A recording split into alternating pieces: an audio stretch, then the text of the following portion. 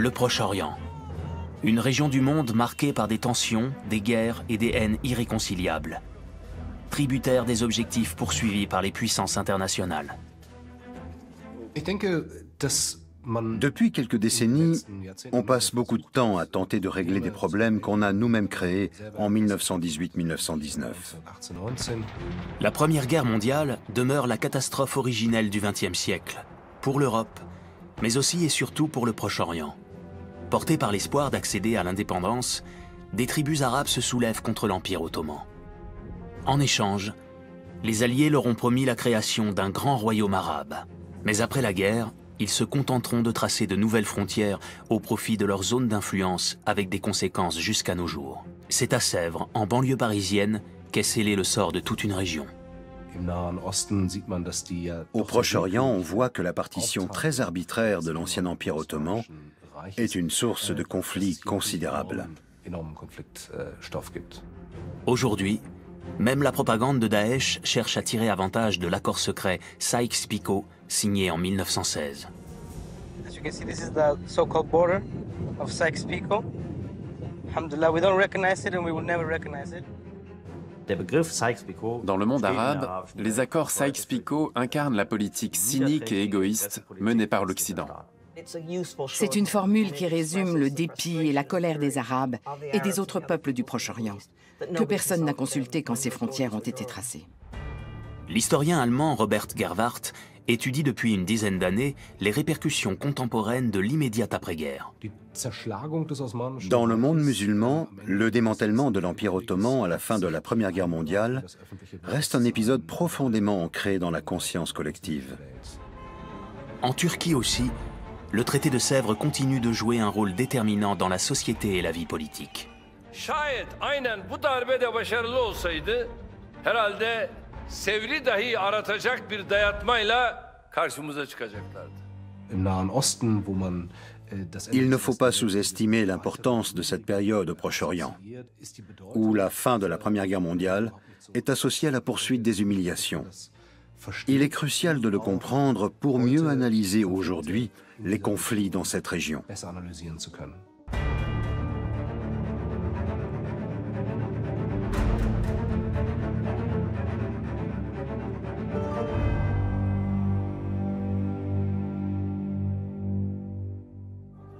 Janvier 1919. Pendant plusieurs mois, Paris et sa banlieue vont être le théâtre de tractations politiques internationales. C'est ici que les vainqueurs de la Grande Guerre veulent s'employer à fonder un nouvel ordre mondial. Le conflit n'a pas seulement plongé l'Europe dans le chaos, il a déstabilisé de nombreuses autres régions du monde.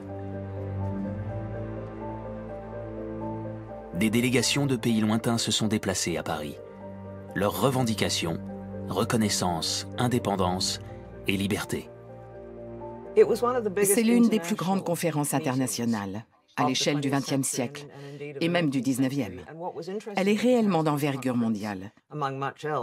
Le continent américain et l'Asie sont représentés, le Japon, la Thaïlande. On y traite du Proche-Orient et des colonies en Afrique ou en Asie. Et elle aura des répercussions dans le monde entier. En juin 1919, l'Allemagne signe à Versailles un traité de paix de sinistre mémoire qui va éclipser toutes les autres négociations qui suivront.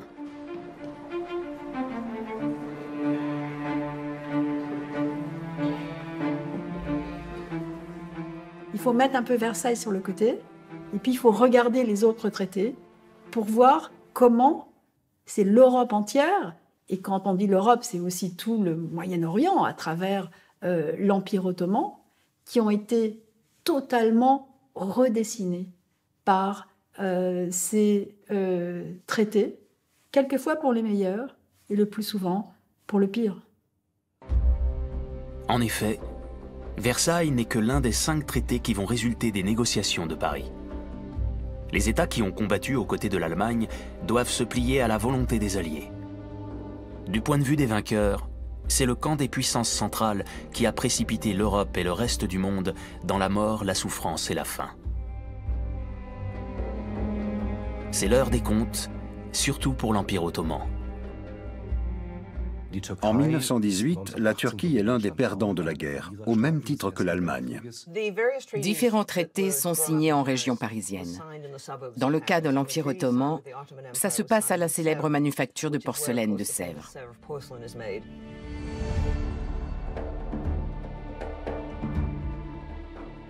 Signé en 1920, il pose des jalons pour l'avenir d'une vaste région.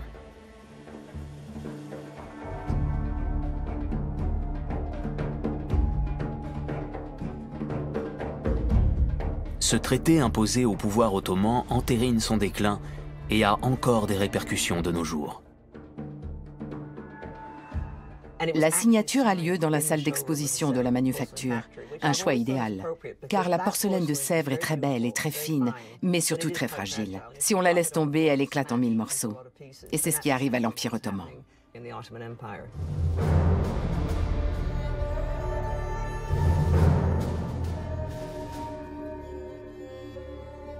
Longtemps, la dynastie ottomane a régné sur de vastes territoires jusqu'en Europe et en Afrique du Nord. Mais à la fin du XIXe siècle, sa zone d'influence s'est déjà réduite. Après l'indépendance de la Bulgarie en 1908, puis la perte de la Libye en 1911, les Ottomans doivent renoncer à leur dernier territoire en Europe du Sud à l'issue des guerres balkaniques. L'Empire est gouverné depuis Constantinople, aujourd'hui Istanbul. Le sultan Mehmed V, à la tête d'un État multi-ethnique affaibli, se sent menacé de l'extérieur et de l'intérieur. Maintenir la cohésion et pacifier les différentes ethnies a toujours été une gageure pour ses prédécesseurs. Dans ce processus, l'armée joue un rôle clé. À la veille de la Première Guerre mondiale, le Proche-Orient est traversé de nombreux conflits entre les différents groupes ethniques et minorités. Mais il serait faux de dire que l'Empire ottoman qui règne alors sur cette partie du monde est déjà condamné à l'échec ou à la défaite. Depuis le début du XXe siècle, l'Empire ottoman est perçu par de nombreuses nations chrétiennes comme l'homme malade du Bosphore et comme un empire prêt à être dépecé. Lorsqu'éclate la Première Guerre mondiale, c'est l'Europe qui mobilise toute l'attention politique. Pourtant, le conflit ne se résume pas au combat sanglant des fronts Est et Ouest. En août 1914, l'empire fragilisé de Mehmed V entre dans la guerre aux côtés des puissances centrales. Cette alliance avec l'Allemagne et l'Autriche-Hongrie est à la fois une prise de risque et une chance. Le souverain compte sur le soutien de l'Allemagne pour moderniser son armée mal équipée et espère que la victoire restaurera un pouvoir ottoman fort.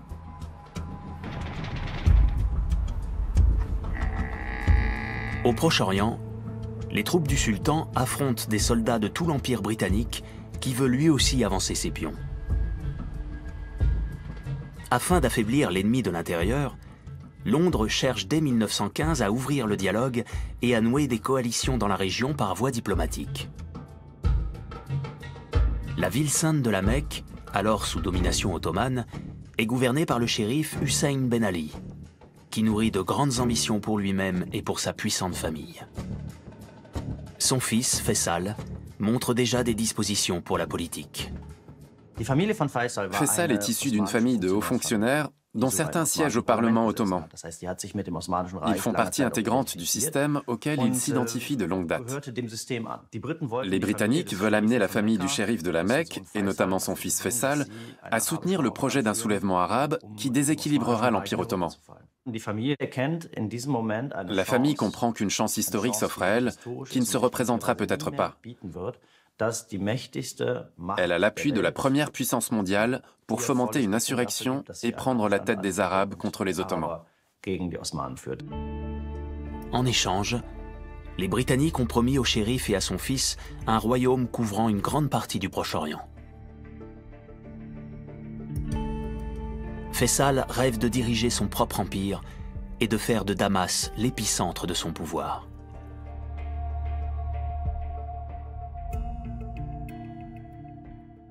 Les figures historiques qui inspirent Faisal remontent à l'âge d'or du califat omeyyade. Les premiers empires islamiques avaient Damas pour capitale, d'où sa volonté d'y installer son propre pouvoir. le gouvernement de Londres envoie aux côtés de Faisal un officier de liaison britannique que l'histoire retiendra sous le nom de Lawrence d'Arabie. Ensemble, ils doivent lancer plusieurs offensives sur les troupes ottomanes et accélérer ainsi la victoire des Britanniques. Mais les Arabes ne connaissent pas encore les véritables intentions de leurs alliés et ignorent qu'ils ne sont qu'un pion sur l'échiquier politique des grandes puissances.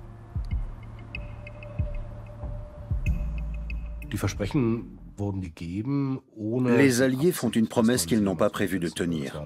C'est une stratégie de guerre. À court terme, ils n'ont nullement l'intention de permettre la création d'un État arabe dans la région. Ils veulent simplement pousser les populations arabes au sein de l'Empire ottoman à se soulever contre le gouvernement, contre le sultan. Avec un indéniable succès, des tribus toujours plus nombreuses viennent grossir les rangs de la révolte arabe.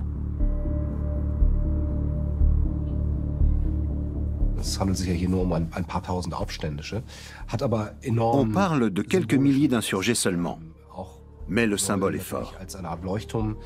C'est un espoir pour les autres peuples et minorités qui se sentent opprimés. En tout état de cause, ils vont être incités à se soulever contre la domination étrangère. Avec les troupes britanniques, les insurgés neutralisent les grands axes d'approvisionnement des Ottomans. Mais la révolte arabe participe d'un plan plus vaste visant à mettre le sultan à genoux.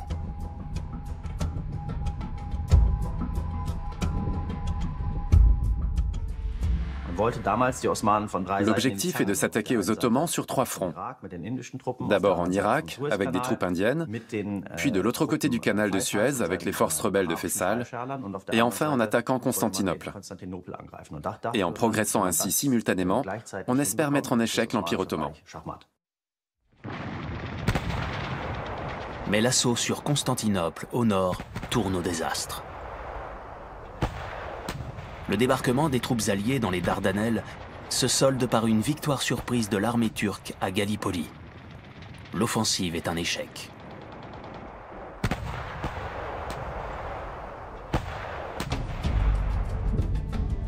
En parallèle, Faisal et sa rébellion progressent contre toute attente.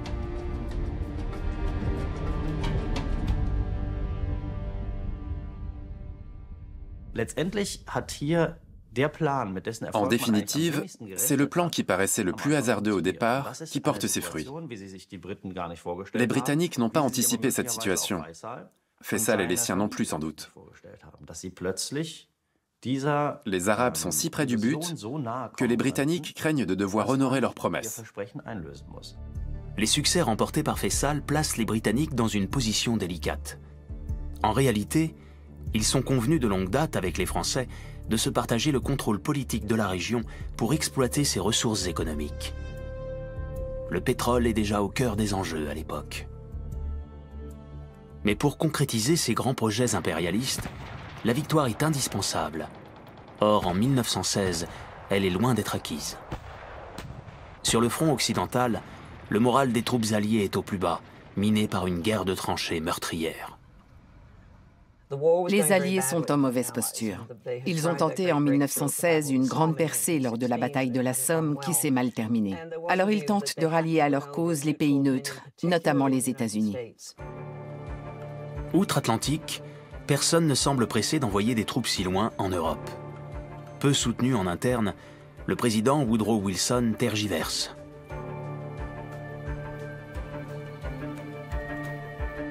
En quête de levier dans l'opinion publique, les Alliés vont alors tenter de gagner à leur cause les Juifs américains, qu'ils voient comme un groupe social influent. Tel est le calcul du Premier ministre britannique David Lloyd George et de son ministre des Affaires étrangères, Arthur Balfour. Balfour et Lloyd George surestiment l'influence des Juifs en les imaginant comme des banquiers et des financiers puissants. C'est une forme d'antisémitisme qui renvoie à des préjugés ancrés de longue date en Europe. Comme le Royaume-Uni emprunte beaucoup aux États-Unis, ils se disent que ça donnera un coup de pouce à l'effort de guerre si les Juifs pensent que les Britanniques sont de leur côté.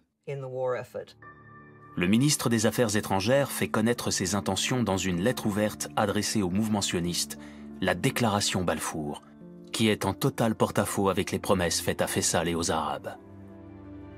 Les conséquences seront désastreuses.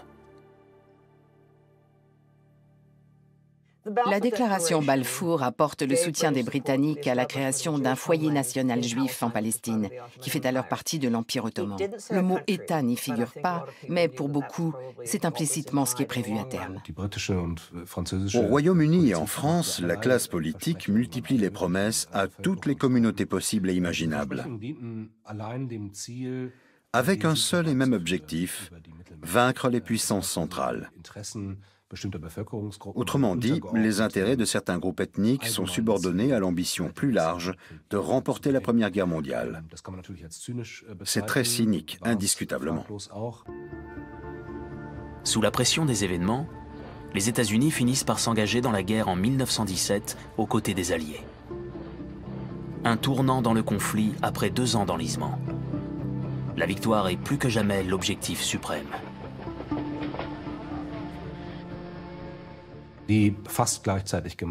Ces promesses, faites presque au même moment aux Arabes et aux sionistes, n'auraient de toute façon pas pu être tenues sous leur forme initiale. Mais les Alliés ne s'en préoccupent pas beaucoup.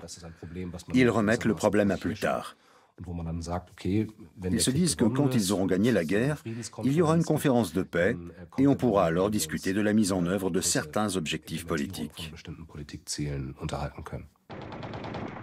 Grâce à l'entrée en guerre des Américains, les Alliés réalisent des offensives décisives sur le front de l'Ouest, tandis qu'au Proche-Orient, les puissances centrales sont dos au mur. Faisal et ses rebelles parviennent jusqu'à Damas. Ils ont rempli leur mission.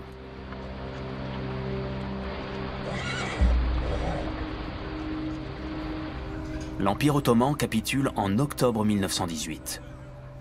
La flotte alliée entre dans le port de Constantinople.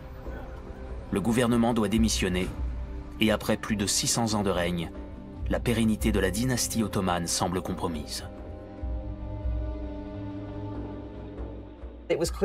Il est évident à la fin de la Première Guerre mondiale que l'Empire ottoman est à l'agonie. Avec le soulèvement des Arabes pendant la guerre, le gouvernement à Istanbul ne peut plus se maintenir. C'en est fini de la cohésion préservée tant bien que mal au fil des siècles. Les peuples hétéroclites qui composent l'Empire ont désormais bon espoir de pouvoir accéder à l'indépendance. Parmi eux, les Arméniens qui ont survécu au génocide perpétré par les Ottomans à partir de 1915. Mais aussi les Kurdes ou les Arabes qui n'attendent qu'une chose, que les Alliés tiennent parole. Pour beaucoup de peuples du Proche-Orient, c'est une occasion historique de concrétiser leurs projets, de revendiquer leur identité, de créer leurs propres États et d'accéder à l'autonomie. Mais le concept d'État-nation est très en vogue et suscite des attentes un peu partout, ce qui finit par poser problème. Ces espoirs sont notamment encouragés par le président américain Woodrow Wilson. Le 12e de ces 14 points concernant les objectifs de la Première Guerre mondiale suggère une réorganisation complète de l'Orient. Les peuples de l'ancien empire ottoman devraient ainsi prendre leur destin en main. Faisal espère bien voir ses projets se concrétiser. Dans tous les pays qui prennent part à la guerre, on assiste à une sorte de révolution des attentes. Les peuples ont des revendications et des espoirs très ambitieux vis-à-vis des accords de paix. Les troupes de la révolte arabe défilent même à Paris le 14 juillet 1919.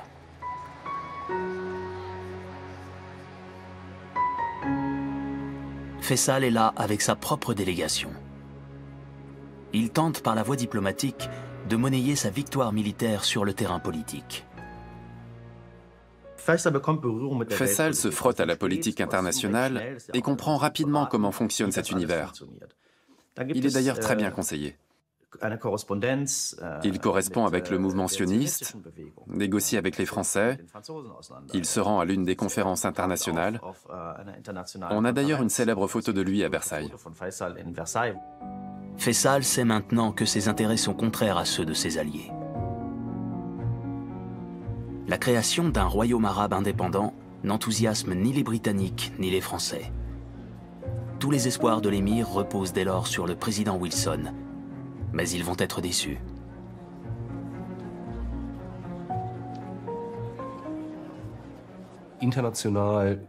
Un flou plane partout dans le monde concernant les intentions réelles de Wilson. Quand il parle d'autodétermination des peuples, cela vise assez explicitement les Européens blancs. Wilson est de nos jours une figure très controversée, car c'est le président qui a instauré une ségrégation totale dans l'administration fédérale des États-Unis. C'est un libéral du 19e siècle, mais aussi un homme raciste, selon les critères d'aujourd'hui. À Paris, Faisal est confronté à l'attitude impérialiste de ses anciens alliés, nourrie par une tradition d'oppression des peuples coloniaux. Aux yeux des Britanniques et des Français, les habitants du Proche-Orient n'étaient pas prêts pour l'indépendance. Dans leur conception raciste et impérialiste, il s'agissait de peuples arriérés, incapables de s'autogouverner et qui risquaient de plonger la région dans le chaos.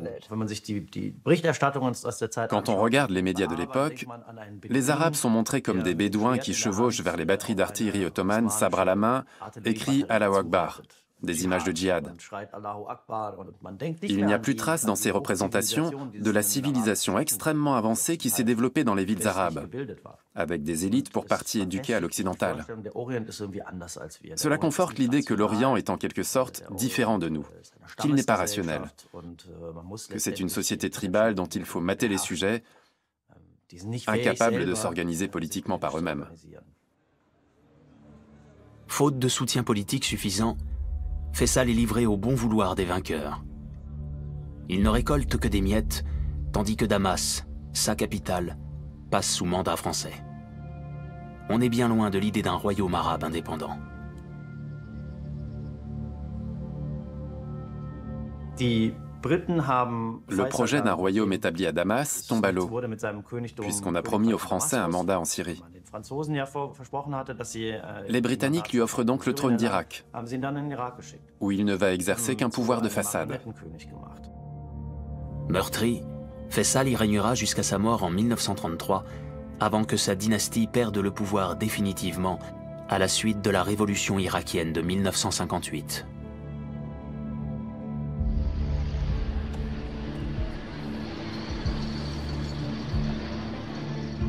Son cas étant réglé, les puissances victorieuses ont le champ libre pour se partager le Proche-Orient. C'était leur intention depuis le départ, dans le droit fil d'une longue tradition.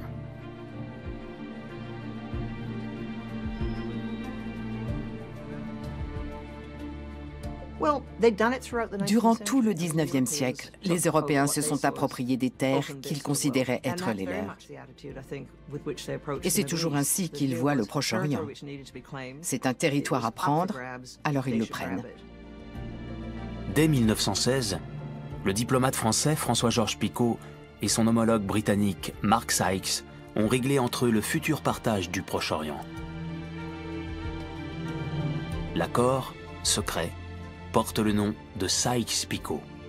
Il reflète les intérêts de la France et du Royaume-Uni, plaqués sans scrupule sur une frontière rectiligne. Le Royaume-Uni possède des intérêts économiques dans la région de Mossoul. Il y a là des gisements de pétrole qu'il faut sécuriser. L'autre enjeu pour les Britanniques est bien sûr le canal de Suez. La France, elle, a historiquement des vues sur la Syrie, puisqu'elle soutient traditionnellement les chrétiens de ce pays. L'accord Sykes-Picot est remanié à plusieurs reprises, mais le partage officiel se fera plus tard. Les Britanniques et les Français définiront les frontières sur la carte. Le traité façonné entre les murs de la manufacture de Sèvres est à l'origine de nombreux problèmes insolubles qui perdurent encore et toujours au Proche-Orient.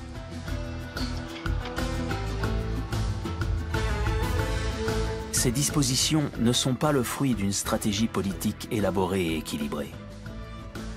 Elles répondent à des visées impérialistes et vont à l'encontre des intérêts des populations locales.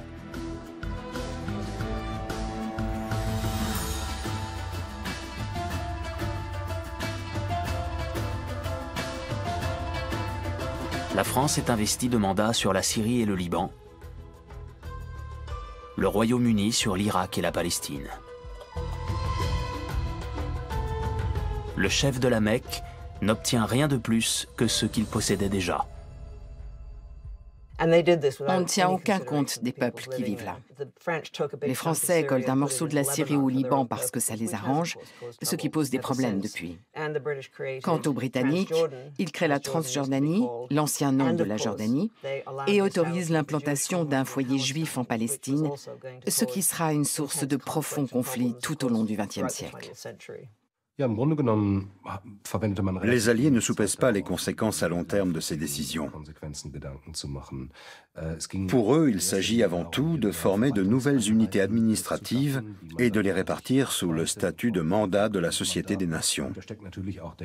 L'idée est aussi d'exercer une mainmise économique avant que ces entités nouvellement créées prétendent à leur indépendance. Tout cela ne sera pas sans conséquence. Ce qui se décide alors dans des antichambres n'est rien d'autre que le partage des sphères d'influence et des territoires du Proche-Orient entre les États de l'Europe occidentale.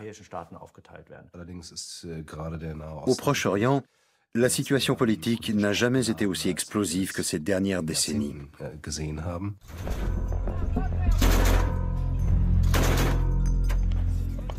Les démons de Sèvres ne vont cesser de revenir tourmenter le Proche-Orient. En 2014, le groupe État islamique s'empare de vastes zones stratégiques en Irak. À la fin du mois de juin, à Mossoul, son leader Abu Bakr al-Baghdadi réinstaure le califat démantelé par les Alliés près d'un siècle plus tôt.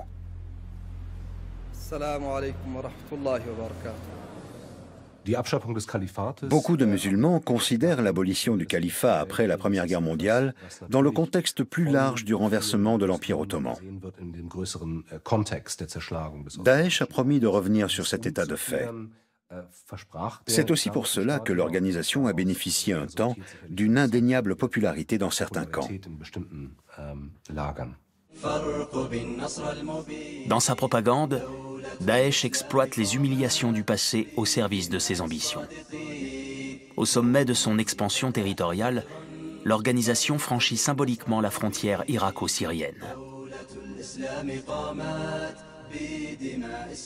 Dans la région, l'accord Sykes-Picot est encore dans tous les esprits. Tous les enfants du monde arabe connaissent Sykes-Picot. C'est un chiffon rouge, un symbole aux yeux du Proche-Orient de la dissimulation, de la ruse et de la perfidie de l'Occident. As you can see, this is the so-called border of Sykes-Picot. Alhamdulillah, we don't recognize it and we will never recognize it. Pour Daesh, les frontières du Proche-Orient incarnent la politique cynique des Occidentaux. Commandos Battalion border. Inshallah, we'll break the barrier of Iraq, Jordan, Lebanon, all the countries, inshallah, until we reach Quds, inshallah ta'ala. It's the first barriers of many barriers we will break, inshallah ta'ala. Aujourd'hui encore, c'est un sport national dans le monde arabe de mettre toutes sortes d'erreurs et de manquements sur le dos de l'accord Sykes-Picot, y compris ceux qui n'ont rien à voir. Tout est la faute de Sykes-Picot. Tout découle de l'attitude des Britanniques et des Français. On a ouvert la boîte de Pandore et depuis, impossible de la refermer. Selon moi, il y aurait d'autres éléments à prendre en compte. Beaucoup de ces pays ont été gouvernés par des dirigeants incapables et corrompus ou sont des oligarchies. L'armée s'est immiscée dans la vie politique. L'attention portée à l'accord Sykes-Picot éclipse peut-être, et c'est dommage, les autres facteurs d'instabilité et d'injustice au Proche-Orient. En Turquie aussi, l'État successeur de l'Empire ottoman, le traité de Sèvres hante toujours les mémoires. Açık konuşmak lazım. Türkiye, İstiklal Harbi'nden sonraki en büyük mücadelesini veriyor. Bu mücadele tek millet, tek bayrak, tek vatan, tek devlet mücadelesidir. Değerli kardeşlerim, dünyanın ve bölgemizin yeniden yapılandırılmaya çalışıldığı şu kritik dönemde eğer durmaya kalkarsak kendimizi bulacağımız yer Sevr şartlarıdır. Le traité de Sèvres est le Sykes-Picot des Turcs. La preuve que les puissances européennes voulaient leur nuire et poursuivaient une politique impitoyable et égoïste. Le traité de Sèvres signé en 1920 entraîne des bouleversements durables au Proche-Orient, mais vise aussi à démanteler définitivement l'Empire ottoman, y compris le cœur de la Turquie continentale.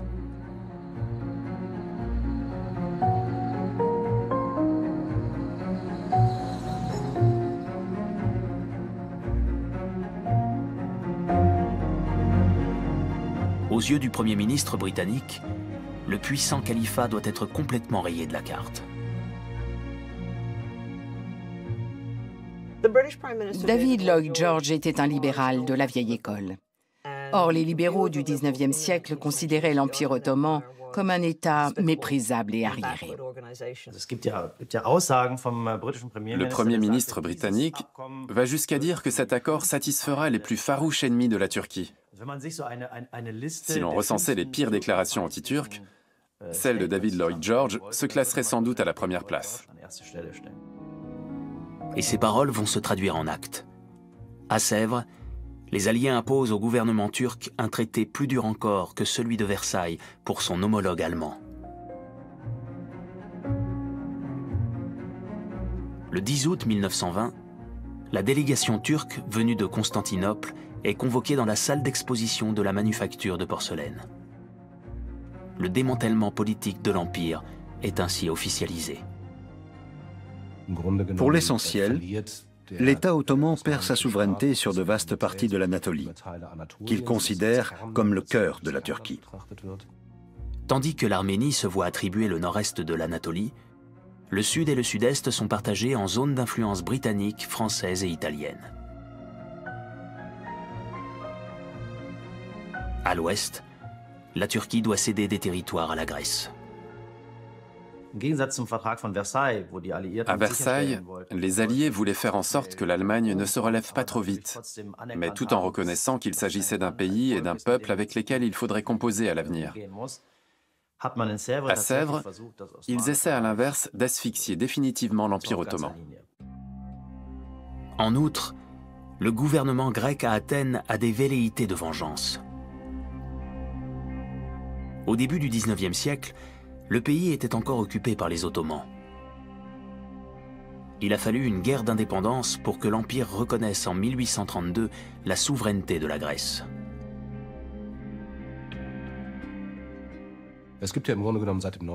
À la faveur de la libération de la Grèce du joug ottoman, on assiste au XIXe siècle à un renouveau de l'hellénisme dans toute l'Europe. En effet, le pays jouit de l'image très positive de berceau de la civilisation occidentale et de la démocratie dans une grande partie de l'Europe et surtout au Royaume-Uni. La délégation grecque à Paris compte sur la renaissance de la grande idée, le principe d'un vaste État-nation grec. C'est notamment le cas du Premier ministre Elefthérios Venizelos. Venizelos se montre très persuasif. Il nourrit la vision d'une grande Grèce et estime que son peuple a le droit et les moyens d'étendre son influence. Il rêve de porter celle-ci jusqu'à Istanbul et à la mer Noire, comme dans l'Antiquité. Bref, il a les ambitions d'un bâtisseur de nations. Pour ce faire, l'homme d'État a besoin de partenaires influents. Et David Lloyd George a justement un projet en tête destiné avant tout à servir les intérêts britanniques. Lloyd George, le Premier ministre britannique, voit la Grèce comme un nouveau partenaire de poids dans le bassin méditerranéen. Privés de l'Empire ottoman, les Britanniques ont besoin d'un allié dans l'est de la Méditerranée pour protéger l'Égypte et la route de l'Inde. C'est essentiel, car le canal de Suez revêt une importance stratégique pour eux. Si l'Empire ottoman n'est plus là pour le défendre, mieux vaut soutenir une Grèce forte qui sera leur allié dans la partie orientale de la Méditerranée. Cette stratégie va tourner au désastre. La situation se dégrade très vite après la Première Guerre mondiale. En mai 1919, les forces grecques débarquent à Smyrne, aujourd'hui Izmir, en vue d'occuper la région avec le soutien officiel des Britanniques. La ville est alors une métropole cosmopolite où les ethnies et les religions cohabitent en paix. Smyrne était une cité commerçante, totalement multiethnique. C'était une ville où il y avait énormément de Grecs, énormément d'Arméniens, donc un gros groupe de chrétiens. À partir de Smyrne, la Grèce va multiplier les tentatives pour étendre sa zone d'influence. Affaibli, le gouvernement turc à Constantinople n'a rien à opposer à cette tentative d'invasion. Très vite, les troupes grecques atteignent l'intérieur des terres. C'est là que se constitue la résistance turque, composée d'anciens soldats de l'Empire ottoman.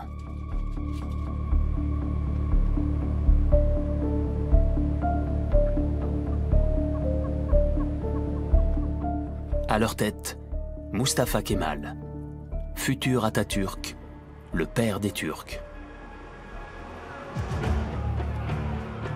Il rassemble et unifie les forces turques dispersées et va tout faire pour contrer l'avancée des Grecs.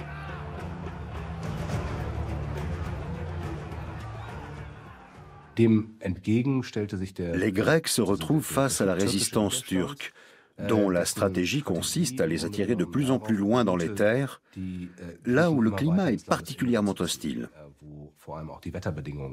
Il fait une chaleur étouffante dans la journée et un froid glacial la nuit. Dès que de grandes formations se déplacent ou que le front est ravitaillé, ces petits groupes armés turcs peuvent s'en prendre efficacement aux forces grecques.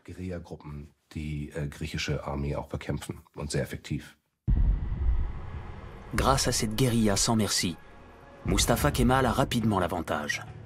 Il reprend les villages occupés par les Grecs.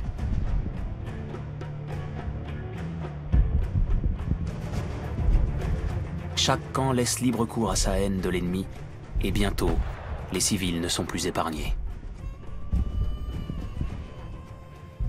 Les combats dégénèrent rapidement et des massacres sont commis sur la population civile. L'armée d'invasion grecque s'en prend aux civils musulmans, les Turcs à la minorité chrétienne. On assiste à une surenchère dans la violence. Ce sont des populations qui s'affrontent entre elles, et non plus des intérêts politiques. Or, ces populations sont obligées de prendre parti. En raison de leur identité ethnique ou religieuse, elles sont automatiquement assignées à un camp ou à l'autre dans cette guerre. Il n'y a plus de civils, ce qui veut dire aussi qu'on ne fait plus de prisonniers. Il ne s'agit pas d'imposer sa volonté à l'ennemi par des combats, mais de le réduire à néant, de nier son droit à exister. Les troupes grecques sont bientôt refoulées vers la côte dans une débâcle généralisée. La population civile reste sans protection. En septembre 1922, les Turcs sont à Smyrne, au bord de la mer Égée, le point de départ de la tentative d'invasion grecque. Atatürk atteint les abords de la ville avec ses troupes. Les Grecs, sachant qu'ils vont être massacrés car le bain de sang a déjà commencé, s'enfuient vers la mer. La population civile se retrouve complètement livrée à elle-même. Elle est à la merci d'un ennemi qui s'est radicalisé politiquement au cours de ces 3 ans de conflit. En 1919, des violences avaient été commises contre les civils musulmans à Smyrne et l'heure de la vengeance est arrivée, en quelque sorte. Les Britanniques observent à distance la tragédie qui se joue à Smyrne.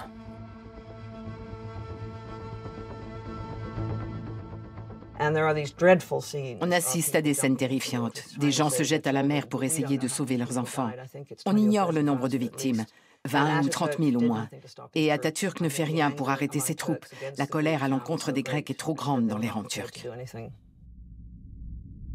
La ville portuaire, autrefois florissante, est le théâtre de la bataille la plus sanglante du conflit. Les incendies font rage dans les quartiers grecs et arméniens. Ils durent plusieurs jours et ne laissent que des ruines.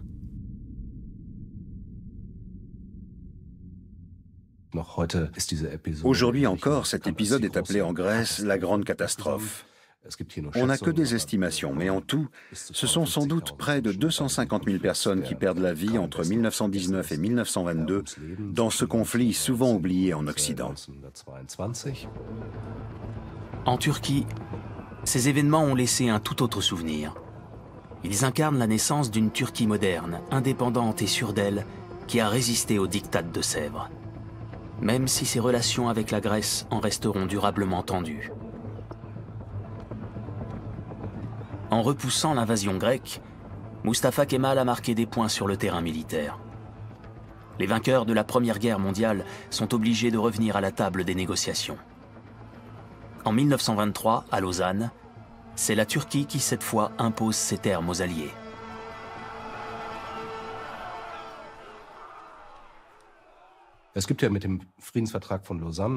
C'est un second traité de paix qui est signé à Lausanne en 1923.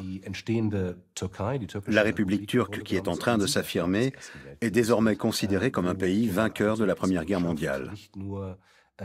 Kemal Atatürk a non seulement réussi à vaincre et à chasser les troupes alliées débarquées en Anatolie, mais il va aussi consolider l'intégrité territoriale de son État au sein de la région. Le traité de Sèvres est ainsi caduc. Atatürk trace les contours de la Turquie moderne, telle que nous la connaissons aujourd'hui. Il ne se contente pas d'imposer de nouvelles frontières, mais souhaite aussi une société turque homogène. Or, une importante minorité grecque vit encore en Anatolie, tandis qu'il existe des poches de population turque en Grèce. Le traité de Lausanne prévoit un échange forcé, Grecs ottomans orthodoxes contre musulmans de Grèce.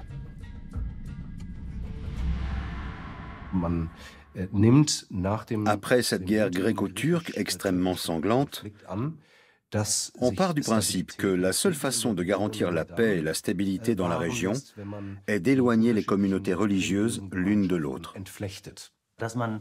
Au début des années 1920, on découvre les échanges de population comme mode de règlement des conflits. Ça semble logique. Il suffit de séparer les groupes ethniques et de les réinstaller ailleurs pour que règne la paix.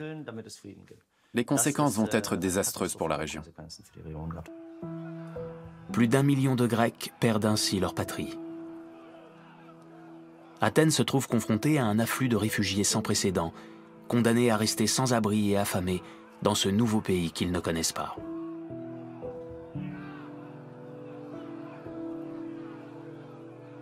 Mais il faut bien voir que pour tous, c'est un déracinement extraordinaire.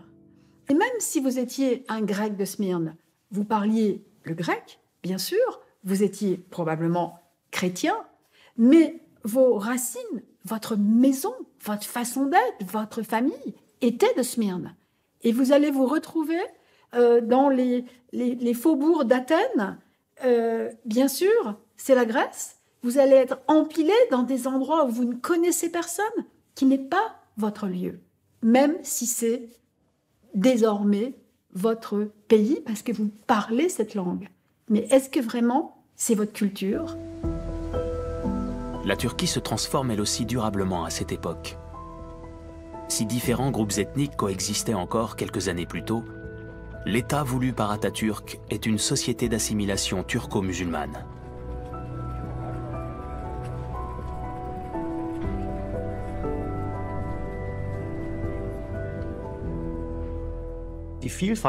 Auparavant, la diversité était une composante essentielle de l'ordre ottoman, visible dans les rues des villes. C'est une dimension qui disparaît complètement.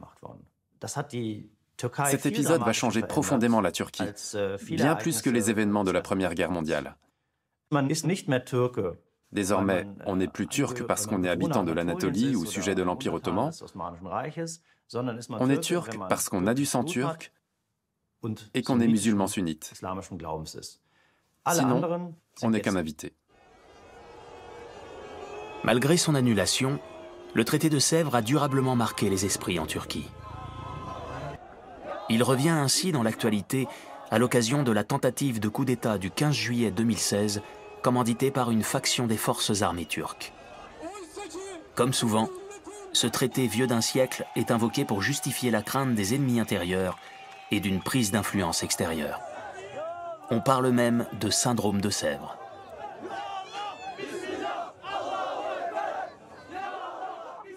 15 Temmuz Türk milletinin ikinci bir kurtuluş savaşıdır. Bunu böyle bilelim.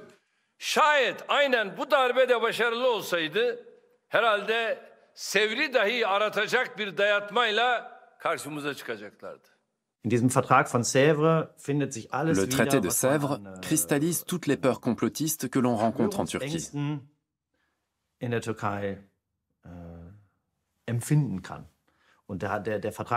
on le ressent dans la presse, dans la culture populaire, par exemple dans les films, mais surtout bien sûr dans les discours de propagande des différents chefs de l'État, en particulier Erdogan. Le traité de Sèvres prévoyait encore l'existence de différentes souverainetés, entre autres d'un État kurde ou d'une forme de souveraineté kurde. Ce n'était pas très précis, ça pouvait être une région autonome ou même un État.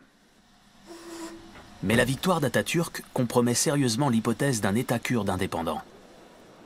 Dans le traité de Lausanne, l'éventuelle indépendance de ce peuple n'est même plus mentionnée.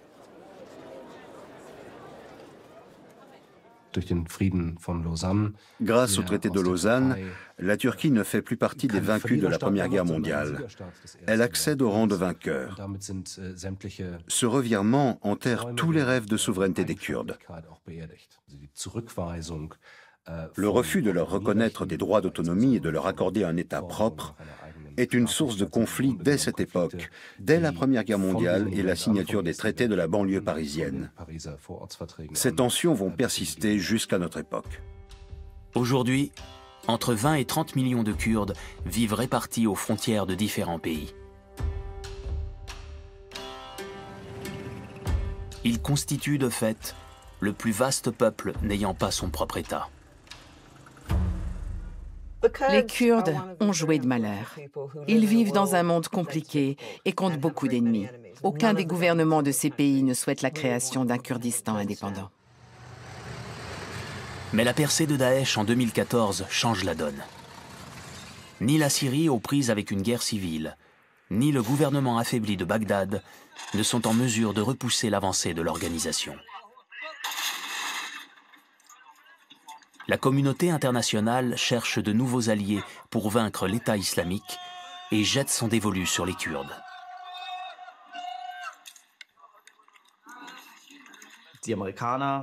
Les Américains, mais aussi certaines puissances de la région, ont suscité des attentes parmi les Kurdes, en leur disant « Vous êtes nos seuls alliés fiables contre le groupe État islamique, contre le terrorisme ». On leur a mis à disposition des armes et des conseillers militaires, ce qui leur a évidemment donné de l'espoir.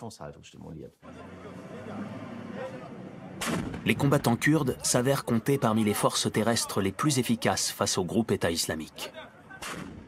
Ils parviennent à libérer et à occuper des territoires du nord de la Syrie. De toute évidence, ils espèrent à cette occasion y créer l'État auquel ils aspirent depuis si longtemps, dès qu'ils auront chassé Daesh de la région. On leur a pris pas mal de munitions et on en a surtout tué beaucoup. La dernière offensive a été fructueuse puisqu'on a pu reconquérir cette position. Dorénavant, on vaincra partout où on passera. On avancera mètre par mètre s'il le faut, mais on arrivera à nos fins. On obtiendra un Kurdistan libre.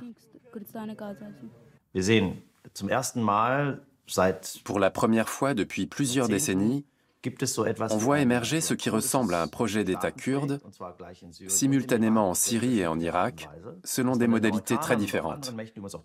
Ce qu'on peut reprocher aux Américains et aux autres puissances, y compris aux Russes, c'est d'avoir fait des promesses ou suscité de vagues espoirs chez les Kurdes parce qu'ils avaient besoin de leur appui contre Daesh. Ça se paie en vie humaine à la fin. Mais la Turquie n'a aucune intention de laisser de tels espoirs se concrétiser, même partiellement. Quant aux États-Unis, ils abandonnent leur ancien allié kurde à son sort en retirant leurs troupes du nord de la Syrie en 2019. Washington refuse d'assumer une quelconque responsabilité morale. You don't have any regret for giving Erdogan the green light to invade? I didn't give him a green light. We paid a lot of money to the Kurds, tremendous amounts of money. We've given them massive fortunes. And you know what? It's wonderful. They fought with us, but we paid a lot for them to fight with us. We have a situation where Turkey is taking land from Syria. Syria's not happy about it. Let them work it out. Peu après le retrait des forces américaines, les chars turcs franchissent la frontière. Les régions kurdes de Syrie sont transformées en zone de sécurité turque. Une fois de plus, le rêve d'un Kurdistan indépendant attendra.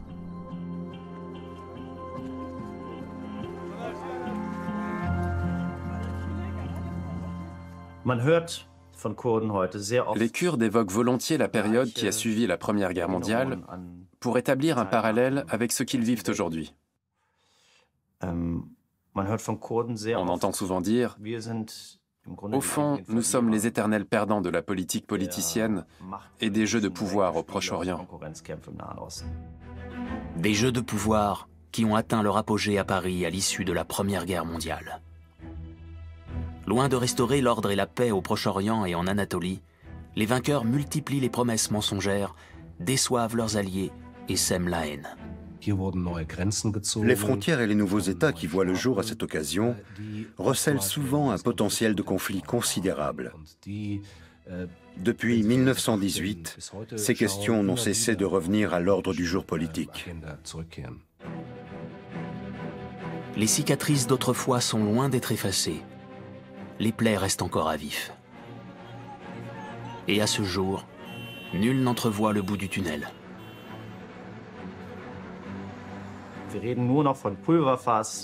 On parle souvent de poudrière, de taches d'huile et autres formules de ce type pour évoquer le Proche-Orient.